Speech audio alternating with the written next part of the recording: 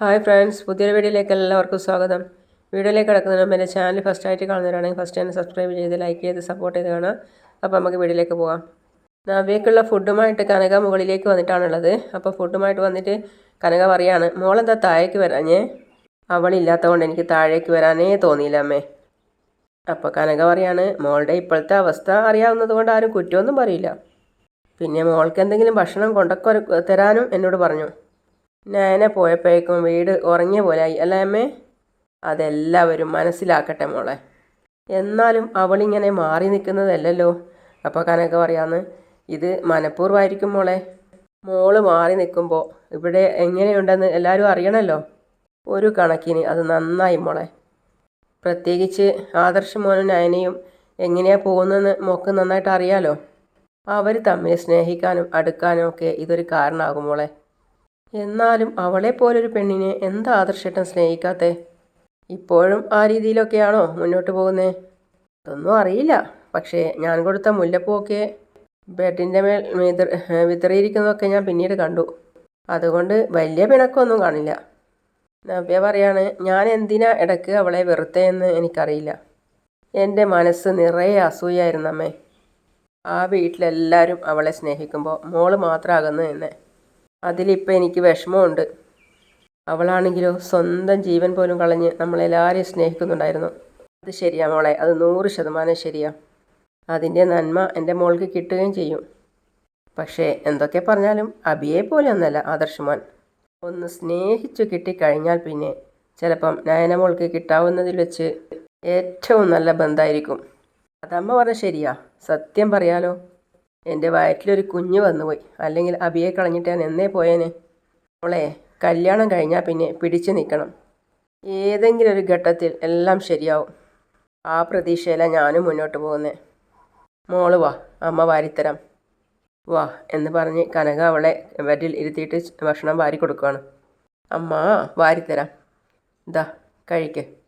അമ്മ തഴുകുകയും തലോടുകയൊക്കെ ചെയ്തിട്ട് ഭക്ഷണം വാരി കൊടുക്കുകയാണ്. പിന്നെ കാണിക്കുന്നത് ആദർശ് ഓഫീസിലേക്ക് പോവാണ്. അപ്പോഴാണ് അവന് കോള് വന്നത്. നയനയായിരുന്നു വിളിച്ചത്. ഹലോ, എന്താ? അത് പിന്നെ ഒരു കാര്യം പറയാൻ വേണ്ടി വിളിച്ചതാ. അപ്പോൾ ആദർശ് പറയാണ്, ഇങ്ങോട്ട് വരുന്ന കാര്യം വല്ലതുമാണെങ്കിൽ വേണ്ട, ഇങ്ങോട്ട് വരണ്ട. അതല്ല ഞാൻ പറയാൻ വേണ്ടി വന്നത്. അത് പറയേണ്ട ആവശ്യവും എനിക്കില്ല. അതേ, ഇൻഹേലർ തീരാനായി കാണും. അത് വേറെ വാങ്ങണം എന്ന് പറയാനാണ് വിളിച്ചത്. അതൊന്നും ഓർക്കുന്ന ആളല്ല. ഭാര്യനെ പോലും ഓർക്കുന്നയാളല്ല. രണ്ടാമത് പറഞ്ഞത് വളരെ ശരിയാ. പിന്നെ ഇൻഹേലറിൻ്റെ കാര്യം, അതൊക്കെ എനിക്ക് നന്നായിട്ട് ഓർമ്മയുണ്ട്. നീ വെറുതെ വിളിച്ച് നിൻ്റെ സമയം കളയണ്ട. ഓർത്തപ്പം പറഞ്ഞതേ ഉള്ളൂ. ശരി. അവനത് ബാഗിൽ നിന്ന് എടുത്ത് നോക്കി. അപ്പോൾ തീർന്നിട്ടാണുള്ളത്. അപ്പോൾ അവൻ ചിന്തിക്കുകയാണ്, വളരെ ശരിയാണ്. എത്ര ക്ലിയറായിട്ടാണ് ഓർമ്മിച്ചിട്ട് പറഞ്ഞത്. അവളില്ലാതെ എൻ്റെ ഒരു കാര്യവും നടക്കില്ല. എന്നാലത് തുറന്ന് പറയാനും പറ്റില്ല. അവളൊട്ട് വരുന്നുമില്ലല്ലോ. വല്ലാത്തൊരു പ്രതിസന്ധിയില്ല. അവളും അപ്പുറത്തുനിന്ന് ചിന്തിക്കുകയാണ്, ഇനി എന്നെ പൂർണ്ണമായിട്ടും മറന്നു കളിയുമോ? അങ്ങനെ ഉപദേശം കൊടുക്കാനും ആൾക്കാരുണ്ടല്ലോ. പിന്നെ മുത്തശ്ശനും മുത്തശ്ശിയും പോകാൻ വേണ്ടി ഒരുങ്ങുകയാണ്. അവിടെ വന്നിട്ട് ദേവയാനി ചോദിക്കുകയാണ്, എങ്ങോട്ട് പോകാനാ രണ്ടുപേരും റെഡിയാവുന്നേ? മുത്തശ്ശൻ പറയാണ്, അനീൻ്റെ കല്യാണം വിളിക്കാൻ ചില ബന്ധുവീടുകളിൽ പോകുന്നുണ്ട്. അതിൻ്റെ കൂടെ പിന്നെ തിരികെ വരുന്ന വഴിക്ക് നാനമോളുടെ വീട്ടിലും ഒന്ന് കയറണം. മോളിപ്പം അവിടെയല്ലേ? അപ്പോൾ ദേവയാനി മനസ്സിൽ ചിന്തിക്കുകയാണ്, അച്ഛനും അമ്മയും തിരിച്ചു വരുമ്പോൾ അവളിങ്ങ് വന്നാൽ മതിയായിരുന്നു. ജോലി ചെയ്ത് മടുത്തു. മുത്തശ്ശി ചോദിക്കുകയാണ്, നീ എന്താ ദേവയാനി ആലോചിക്കുന്നേ? അല്ല, അച്ഛനും അമ്മയും തിരിച്ചു വരുമ്പോൾ അവളെ ഒരു കാരണവശാലും പ്രഷർ ചെലുത്തി ഇങ്ങോട്ടേക്ക് തിരിച്ചു കൊണ്ടുവരണ്ട. അവൾക്ക് മനസ്സുണ്ടെങ്കിൽ മാത്രം വന്നാൽ മതി അച്ഛാ. ഇവിടുത്തെ ജോലിയൊന്നും എനിക്കൊരു ഭാരമായിട്ട് തോന്നുന്നില്ല. എന്നിട്ട് പിന്നെ ജോലി ചെയ്ത് ക്ഷീണിച്ചിട്ട് നിനക്ക് നടുവേദനയും തലവേദനയും ഒക്കെ ആണെന്ന് ജലജ പറഞ്ഞല്ലോ. കുറേ നാളായില്ല അച്ഛാ ഇത്തരം പണികളൊക്കെ ചെയ്തിട്ട്. അതിൻ്റേതായ ബുദ്ധിമുട്ടുകൾ ഉണ്ടായിരുന്നു. പക്ഷേ ഇപ്പോൾ എനിക്ക് കുഴപ്പമൊന്നുമില്ല. അവൾക്ക് ഇങ്ങോട്ട് വരാൻ താല്പര്യം കാണും. അതുകൊണ്ടായിരിക്കും ചിലപ്പോൾ അച്ഛനെയും അമ്മയും അങ്ങോട്ടേക്ക് വിളിപ്പിച്ചത്. അങ്ങനെയാണോടോ വസന്തേ? മോളെ ഞങ്ങൾ വിളിക്കാറുണ്ട്. മോൾ ഇങ്ങോട്ടും വിളിക്കാറുണ്ട്. പ്രത്യേകിച്ചും ഇദ്ദേഹത്തിന് മരുന്നൊക്കെ കൊടുക്കുന്നത് മോളെ വിളിച്ച് ചോദിച്ചിട്ടാ. പക്ഷേ വരുന്നതിനെയും പോകുന്നതിനെയും കുറിച്ചൊന്നും ഇതുവരെ സംസാരിച്ചിട്ടില്ല. അവൾ അവിടെ നിൽക്കട്ടെ, നിൽക്കാവുന്നിടത്തോളം ദിവസം നിൽക്കട്ടെ. ഇനിയിപ്പോൾ സ്ഥിരമായിട്ട് നിന്നാലും എനിക്ക് കുഴപ്പമൊന്നുമില്ല. നിങ്ങൾ രണ്ടാളും ചെന്നിട്ട് അവളെ വിളിച്ചാലുണ്ടല്ലോ അത് തോറ്റു കൊടുക്കുന്നതിന് തുല്യമായിരിക്കും. ഇക്കാര്യത്തിൽ തോൽവി ജയമൊക്കെ ഉണ്ടോ ദേവയാനി? അത്രയ്ക്ക് അഹങ്കാരത്തോടെയല്ലേ അവൾ പോയത്, ആരോടും ഒന്നും പറയാതെ. ജാനകിയും അനിയും കല്യാണം വിളിക്കാൻ വേണ്ടി പോയപ്പോൾ അവർക്കൊപ്പം പോയതല്ലേ. അവർക്കൊപ്പം പോയപ്പോൾ അവിടെ കുറച്ച് ദിവസം നിൽക്കുന്ന കാര്യം അവൾ പറഞ്ഞില്ലല്ലോ. ഞങ്ങളോട് പറഞ്ഞിട്ടാണ് മോള് പോയത്. മാത്രമല്ല ഇയാൾ പറഞ്ഞു അവിടെ പോകുന്ന സ്ഥിതിക്ക് കുറച്ച് ദിവസം നിന്നിട്ട് വന്നാൽ മതിയെന്ന്. ആ കുറച്ച് ദിവസം, കുറച്ച് ആഴ്ചകളോ മാസങ്ങളോ ആയാലും കുഴപ്പമൊന്നുമില്ല. എന്തായാലും ഞങ്ങൾ പോയിട്ട് വരാം, വാടോ. പിന്നെ ആദർശ് ഓഫീസിലിരുന്നിട്ട് ആലോചിക്കുകയാണ്. ഛേ, എനിക്കെന്താ പറ്റിയെന്ന് മനസ്സിലാവുന്നില്ലല്ലോ. ഒരു സ്റ്റാഫ് വന്നിട്ട് പറയാണ്, സാറിപ്പം ഭയങ്കര മൂഡ് ഓഫ് ആണല്ലോ. ആണെങ്കിൽ അത് മാറ്റിത്തരാനാണോ വന്നത്? അതല്ല സാർ, ഇന്നലെ ചെയ്യാൻ വേണ്ടി കൊണ്ടുവന്ന ഫയലൊന്നും ഇതുവരെ സൈൻ ചെയ്തിട്ടില്ല. എവിടെയാ ഫയൽസ്? അത് പിന്നെ ഇതല്ലേ? അതെ സാർ. ഇതെന്താ സാർ, ഒന്ന് ചെക്ക് ചെയ്യുക പോലും ചെയ്യുന്നില്ലല്ലോ. എന്തിനു വേണ്ടിയാണ് നമ്മൾ ജീവിക്കുന്നേ? എന്തിനു വേണ്ടിയാണ് നമ്മൾ സമ്പാദിക്കുന്നേ? കുറേ പണം ഉണ്ടാക്കിയാൽ ജീവിതം പൂർണ്ണമാവോ? സാറെന്താ സാർ ഇങ്ങനെയൊക്കെ ചോദിക്കുന്നേ? സാറിൻ്റെ വൈഫ് മേഡത്തിൻ്റെ വീട്ടിലാണെന്നറിയാം. എന്തെങ്കിലും വഴക്കിട്ട് പോയതാണോ സാർ? എടോ, വഴക്കിട്ട് പോയതാണെങ്കിൽ താൻ ആ പിണക്കം മാറ്റുമോ? ഞാൻ വേണമെങ്കിൽ സംസാരിക്കാം. എന്ത് സംസാരിക്കാമെന്ന്? അതിന് നമ്മൾ തമ്മിൽ വഴക്ക് വേണ്ടേ? പിന്നെന്താ സാർ ഇങ്ങനെയൊക്കെ പറയുന്നേ? എടോ, ഒരു കാര്യം താൻ മനസ്സിലാക്കണം. മനസ്സാക്ഷിയുള്ളവന് പണം മാത്രമല്ല ജീവിതം. അവന് ചുറ്റുപാടിനെക്കുറിച്ചും അവനെ സ്നേഹിക്കുന്നവരെക്കുറിച്ചും ചിന്തിക്കാനുള്ള അധിക ബാധ്യതയുണ്ട്. അതെല്ലാവർക്കും അങ്ങനെ തന്നെയാണല്ലോ സാർ. പ്രത്യേകിച്ച് പറയേണ്ട കാര്യമില്ലല്ലോ. പറയുന്നത് കൊണ്ട് എന്തെങ്കിലും കുഴപ്പമുണ്ടോ? അതോ എൻ്റെ പറച്ചിൽ ഇഷ്ടമില്ലാത്തതുകൊണ്ട് പവിത്ര ഇവിടെ നിന്ന് റിസൈൻ ചെയ്ത് പോകാൻ ആഗ്രഹിക്കുന്നുണ്ടോ? എല്ലാം സൈൻ ചെയ്ത് കിട്ടിയല്ലോ, കൊണ്ടുപോയിക്കോ. ഇതെല്ലാം ഞാൻ വെരിഫൈ ചെയ്തതാ. എന്നാലും സാറൊന്ന് ചെക്ക് ചെയ്യേണ്ടതായിരുന്നു. അങ്ങനെയൊക്കെ മതി, പവിത്ര പോയിക്കോ. അല്ലെങ്കിൽ ഈ മനുഷ്യന് മനസ്സമാധാനമില്ല. അപ്പോഴാ ഒരു സൈൻ. പിന്നെ കാണിക്കുന്നത് നയനയാണ്. നയനക്ക് ഫോൺ വരികയാണ്. ഹലോ പവിത്ര. അതെ, സാറിന് എന്തൊക്കെയോ കുഴപ്പങ്ങളുണ്ട്. എന്ത് കുഴപ്പം? അത് പിന്നെ സാറ് മൊത്തത്തിൽ ഒരു സമനില തെറ്റിയ രൂപത്തിലാണ്. ഒന്നിനൊരു ശ്രദ്ധയില്ല. ഒരു ഫയൽ കൊടുത്തു കഴിഞ്ഞാൽ സാധാരണ അത് മൊത്തമായിട്ടൊന്ന് ചെക്ക് ചെയ്തതിന് ശേഷമാണ് സൈൻ ചെയ്യാറ്. ഇവിടെ ഇപ്പോൾ ഞാൻ ഇന്നലെ കൊണ്ടുവച്ച ഫയൽസ് ഇതുവരെ സൈൻ ചെയ്തിട്ടില്ല. ഇന്ന് അതേപ്പറ്റി പറഞ്ഞപ്പോൾ എല്ലാം എടുത്ത് സൈൻ ചെയ്ത് തരികയായിരുന്നു. ഒന്നുപോലും വായിച്ച് നോക്കിയില്ല.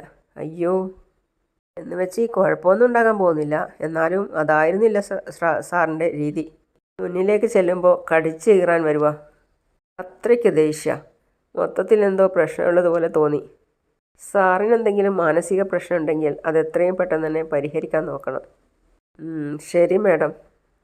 പിന്നെ നേനയുടെ വീട്ടിലേക്ക് വണ്ടി വരികയാണ്. നേനയുടെ അച്ഛൻ തിരിഞ്ഞു നോക്കുവാണ്. അവരെത്തിയെന്ന് തോന്നുന്നു മോളെ. അപ്പോഴാണ് വണ്ടിയിൽ നിന്നും മുത്തശ്ശനും മുത്തശ്ശിയും ഇറങ്ങുന്നത്. നേനക്ക് എന്തെന്നില്ല സന്തോഷം തോന്നി മുത്തശ്ശിയെയും കണ്ടിട്ട്. വരൂ സാർ. അപ്പം മുത്തശ്ശൻ പറയാണ്, അച്ഛനും മോളും നല്ല സന്തോഷത്തിലാണല്ലോ.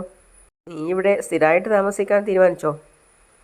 മുത്തശ്ശി പറയാണ്, ഇവിടെ അടുത്ത് കുറേ വീടുകളിൽ കല്യാണം വിളിക്കാനുണ്ട്. ജാനകി ഇനിയും പലയിടത്ത് പോയി. എന്നാലും ഞങ്ങൾ ചെന്ന് വിളിക്കേണ്ട ആൾക്കാരുണ്ടല്ലോ. ഇരിക്കും സാർ. ഇരിക്കാമേ. ഇനിയിപ്പോൾ എന്തായാലും ഊണ് കഴിച്ചിട്ട് പോയാൽ മതി. മോളുടെ അമ്മ വിളിച്ച് പറഞ്ഞിരുന്നു രണ്ടുപേരും വരുന്ന കാര്യം. അതുകൊണ്ട് ഭക്ഷണം ഒരുക്കിയിട്ടുണ്ട്. അപ്പം മുത്തശ്ശൻ പറയാണ്, ഉച്ചയൂണ് കഴിക്കാൻ തന്നെയാണ് ഈ സമയത്ത് വന്നത്. 1-2 ദിവസമായി ഭക്ഷണം മര്യാദയ്ക്ക് കഴിച്ചിട്ട്. അപ്പം നേന, അയ്യോ കനക നബിയമോളെ നോക്കാൻ വേണ്ടി വന്നതല്ലേ, അതുകൊണ്ട് അടുക്കളയിൽ കയറണ്ടെന്ന് മുത്തശ്ശൻ പറഞ്ഞു. പിന്നെ പാചകം ദേവയാനിയും ജലജയും കൂടിയാണ്.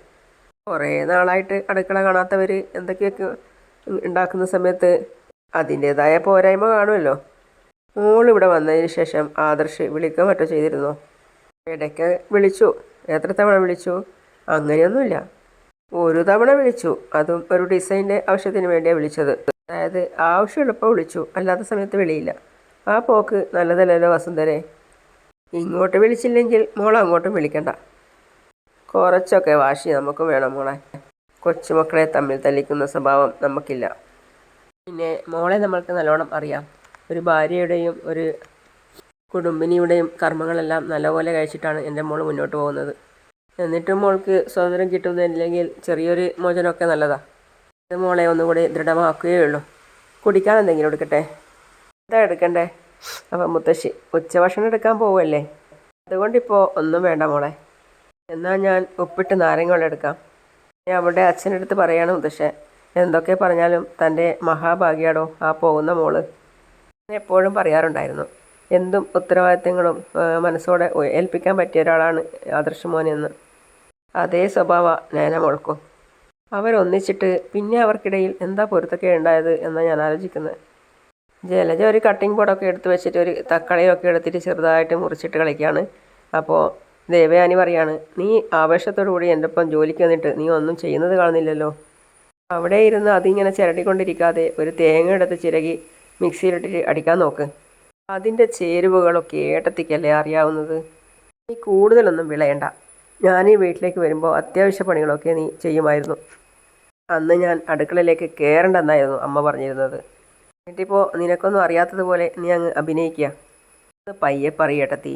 അവൾ കേട്ടാൽ എവിടെ നിന്നാലും കാത് അടുക്കളയിലോട്ടാണല്ലോ. കാതും മൂക്കും ഒക്കെ അടുക്കളയിലോട്ടാ. പക്ഷേ നേനമോള് ഉണ്ടാക്കാറുള്ള കറികളുടെ മണമൊന്നും ഇപ്പം ഈ അടുക്കളയിൽ ഇല്ല. ആ മണമൊന്നും ഇപ്പം കിട്ടുന്നില്ല എന്ന് ആദർശ് മോൻ്റെ മുത്തശ്ശനും മുത്തശ്ശിയും ഒക്കെ പറയുന്നത്. പിന്നെ വെളിച്ചെണ്ണയും മസാലയൊക്കെ അവൾ അമിതമായിട്ട് ഉപയോഗിക്കുമായിരുന്നു. ഓ, അതിൻ്റെ ഒരു വാസനയായിരുന്നു ഇവൻ്റെ വീട്ടിനകത്ത് മൊത്തവും. ജലജ പറയുക, അതുകൊണ്ടെന്താ, കൊളസ്ട്രോൾ കൂടി എണ്ണ കുടിച്ച്. അതുകൊണ്ട് ഞങ്ങളിപ്പോൾ എണ്ണയും മസാലയൊക്കെ വളരെ കുറച്ചേ ഉപയോഗിക്കുന്നുള്ളൂ. മണവും രുചി ഇത്ര കുറഞ്ഞാലും ആരോഗ്യം ഉണ്ടാവുമല്ലോ. എനിക്ക് അടുത്തോട്ട് വന്നിട്ട് പറയാണ്, രുചി കുറയുമ്പോൾ ഭക്ഷണം കഴിക്കാനുള്ള താല്പര്യം എല്ലാവർക്കും കുറയും. അതും ആരോഗ്യത്തെ ബാധിക്കും. അപ്പോൾ ദേവയാനി, അല്ല നിനക്കിപ്പോൾ എന്താ വേണ്ടേ? എനിക്കൊന്നും വേണ്ട. വേണമെങ്കിൽ ഞാൻ സഹായിക്കാമെന്ന് കരുതി വന്നതാ. നിന്റെ സഹായം ഇവിടെ വേണ്ട എന്ന് പറഞ്ഞില്ലേ? അല്ല, ഇന്നലെ ജോലി ചെയ്തവർ ഇന്ന് അടുക്കളയിൽ കയറിയില്ലല്ലോ. അതുകൊണ്ട് ഞാനാ ബ്രേക്ക്ഫാസ്റ്റ് ഉണ്ടാക്കിയത്. എന്നിട്ട് എല്ലാവരും പറഞ്ഞു, നിങ്ങൾ രണ്ടുപേരും എല്ലാ ദിവസവും കൂടുതൽ ഉറങ്ങണേന്ന്. എന്ന് വെച്ചാൽ ഒന്നുമില്ല. അങ്ങനെ കൂടുതൽ ഉറങ്ങുകയാണെങ്കിൽ അവർക്ക് രാവിലെ ബ്രേക്ക്ഫാസ്റ്റ് ഞാൻ ഉണ്ടാക്കുന്നത് കഴിക്കാമല്ലോ. നീ ഉണ്ടാക്കിയത് നല്ലതാണെന്നേ ഞങ്ങൾക്ക് ഒരു അഭിപ്രായമില്ല. അപ്പം കനക, അയ്യോ, അതിന് ആദർശ് മോൻ്റെ അമ്മ അത് കഴിച്ചില്ലല്ലോ. ഞങ്ങളുണ്ടാക്കുന്നത് മാത്രമേ കഴിക്കൂ. അങ്ങനെ ഒരു തീരുമാനത്തിലാണ്. പിന്നെ നീ ഇവിടെ അതിഥിയായി കയറി വന്നതുകൊണ്ട് നീ ഉണ്ടാക്കുന്ന ഒരു ഭക്ഷണം കൊള്ളില്ല എന്ന് ഇവിടെ ആരും പറയാൻ പോകുന്നില്ല. അപ്പം ജലജ, അതെ, അത് നിൻ്റെ കൈപ്പുണ്യമാണെന്ന് നീ വെറുതെ തെറ്റിദ്ധരിക്കരുത്. കൈപ്പുണ്യം നിനക്കും ഇല്ല, നിൻ്റെ മോൾക്കും ഇല്ല. അത് പറയേണ്ടത് ഈ വീട്ടിലെ ബാക്കിയുള്ളവരാ. അമ്മമാരുടെ ഭക്ഷണം സാധാരണ എല്ലാ മക്കൾക്കും ഇഷ്ടമാണ്. അതൊരു നേരമെങ്കിലും കഴിക്കാൻ ആഗ്രഹിക്കാത്ത മക്കളുണ്ടാവില്ല, പ്രത്യേകിച്ച് വീട്ടിൽ നിന്ന് വിട്ടു നിൽക്കുന്ന മക്കൾ. എന്നാലും ഇവിടെ ആദർശ് മോന് പോലും നയനമോൾ ഉണ്ടാക്കുന്ന ഭക്ഷണത്തോടാ താല്പര്യമെന്ന് മനസ്സിലായി. അങ്ങനെയാണ് എനിക്ക് തോന്നുന്നത് എന്നവൻ പറഞ്ഞോ? അവന് പറയാൻ പറ്റില്ലല്ലോ. പക്ഷേ അവൻ കഴിക്കുന്നത് കണ്ടപ്പോൾ എനിക്ക് തോന്നി. അവൾ പോയപ്പോൾ ജലജ പറയാണ്, കേട്ടോ പറഞ്ഞത്, ആദർശിന് അവളുണ്ടാക്കുന്ന ഭക്ഷണം ഏട്ടത്തി ഉണ്ടാക്കുന്ന ഭക്ഷണത്തേക്കാൾ കൂടുതൽ ഇഷ്ടമെന്ന്. ആ രീതിയിലുള്ള ഭക്ഷണം കൊടുത്ത് മയക്കിയത് നമ്മളെ കുഞ്ഞിനെ. ഒരു കാര്യം ഞാൻ നിന്നോട് പറയാം. രാവിലെ ഞാൻ എണീക്കാൻ താമസിച്ചാലും നീ അതിരാവിലെ എണീച്ച് അടുക്കളയിൽ കയറണം. അത് തന്നെ എനിക്കും ഏട്ടത്തിയോട് പറയാനുള്ളത്. ഒരു പക്ഷേ ഞാൻ കൂടുതൽ ഉറങ്ങിപ്പോയാൽ ഏട്ടത്തി അടുക്കള കാര്യങ്ങളൊക്കെ നോക്കിക്കോണം. ഞാനേ നിൻ്റെ ഏട്ടത്തിയാ. അതെ, ഏട്ടത്തിമാരാണല്ലോ കുറച്ച് പക്വതയും പാകതയൊക്കെ കാണിക്കുക. എനിക്കപ്പോൾ പക്വത ഇല്ലതാണോ നീ പറയുന്നത്? അയ്യോ ഏട്ടത്തി, ഞാൻ അങ്ങനൊന്നും പറഞ്ഞില്ല. നമ്മൾ തമ്മിൽ വെറുതെ ഇവിടെ കിടന്ന് വഴക്കിടല്ലേ, അത് മോശമല്ലേ? ജലജ അവരങ്ങോട്ട് പോയി കഴിഞ്ഞപ്പോൾ മനസ്സിൽ ചിന്തിക്കുകയാണ്, ഒരു പണിയും ഇല്ല. അവളെ അങ്ങോട്ട് വീട്ടിലേക്ക് പറഞ്ഞു വിട്ടിട്ട് എന്നെ കിടന്ന് കഷ്ടപ്പെടുത്തിക്കുക. ഞാൻ മിക്കവാറും ഇതിനകത്ത് സോപ്പ് പൊടി കലക്കും. എല്ലാവരുടെയും വയറ് കേടായാലേ എനിക്ക് ഇവിടെ നിന്നൊരു മോചനം കിട്ടും. എല്ലാവരും ഭക്ഷണം കഴിക്കുകയാണെങ്കിൽ മുത്തശ്ശനും മുത്തശ്ശിയോ ഞാനെൻ്റെ അച്ഛനും ഒക്കെ. അപ്പം മുത്തശ്ശൻ പറയാണ്, നമ്മളിപ്പോൾ സംസാരിച്ച് കഴിഞ്ഞില്ല, അതിനു മുമ്പേ ഇതേ വിളിക്കുന്നു. മുത്തശ്ശ, എന്താടാ മോനെ ഈ സമയത്താണോ വിളിക്കുന്നത്? എന്താ മുത്തശ്ശ ഈ സമയത്ത് വിളിച്ചാൽ?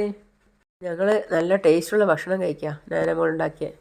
നയനമോളുടെ വീട്ടിലാ. മുത്തശ്ശൻ എപ്പോൾ അങ്ങോട്ടേക്ക് പോയത്? ഞാനും നിൻ്റെ മുത്തശ്ശിയും വന്നിട്ട് കുറച്ച് നേരമായി. അപ്പോൾ പിന്നെ ഉച്ചഭക്ഷണം കഴിഞ്ഞിട്ട് പോയാൽ മതിയെന്ന് മോൾക്ക് ഒരേ നിർബന്ധം. അത് കഴിച്ചുകൊണ്ടിരിക്കുക. മോളായിരുന്നല്ലോ വീട്ടിൽ വെച്ച് വിളമ്പിക്കൊണ്ടിരുന്നത്. ആ ടേസ്റ്റ് ഞങ്ങൾക്ക് പിടിച്ചുപോയി.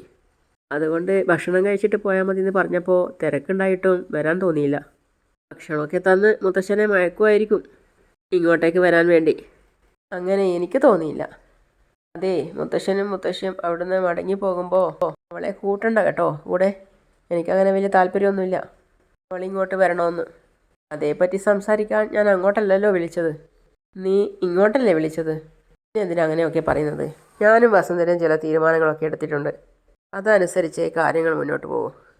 മുത്തച്ഛനെ എതിർക്കാനൊന്നും എന്നെക്കൊണ്ട് പറ്റില്ല. അതുകൊണ്ട് ഇപ്പോൾ എന്താണെന്ന് വെച്ചാൽ മുത്തച്ഛൻ്റെ ഇഷ്ടം പോലെ ചെയ്യും. അല്ല, ഇനിയിപ്പോൾ മുത്തശ്ശനും മുത്തശ്ശിയും അവളെ വിളിച്ചുകൊണ്ട് വന്നാലും എനിക്ക് എതിർക്കാൻ പറ്റില്ലല്ലോ. ആ ശരി, ഞങ്ങൾക്ക് നിർബന്ധമാണെങ്കിൽ മോളെ അങ്ങോട്ട് കൂട്ടിക്കൊണ്ടു പോകാനാണ് അവൻ പറഞ്ഞത്. അവനതിൽ താല്പര്യമില്ല പറഞ്ഞു.